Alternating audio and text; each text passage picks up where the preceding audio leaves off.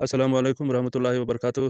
अच्छा मोहतरम, कई जगह पे 15-20 लोग इकट्ठे होते हैं ना, तो उनमें कुछ ऐसे लोग होते हैं जो माशाल्लाह कुरान पाक भी पढ़े हुए होते हैं और पढ़ रहे भी होते हैं और उनका किरात भी अच्छा है। लेकिन वो बाजमात नमाज़ जो है ना आगे नहीं करवाते हैं।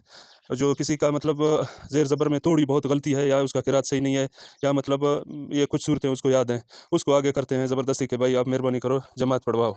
तो मतलब उसका इस तरह सही वो नहीं है जो एक कारी और हाफ़िज़ कुरान का जो तिलावत होता है, जो आम मतलब रूटीन में जो लोग नमाज़ पढ़ते हैं मतलब उस हिसाब से वो जमात करवाता है। तो क्या इसको जमात करवानी चाहिए? क्योंकि उसके कभी ज़ेर ज़बर में हो सकता है एका-दुक्का गलती निकल आए। तो इस बारे में भी कुछ इरशाद फरमाएँ कि ये किस तरह है, वो करवा सकता है या वो नहीं करे? क्या इसके बारे में जो है ना शरीयत के अहकामात हैं? तो अल्लाह आपको जज़ाए खैर दे। बहुत शुक्रिया आपका। हो।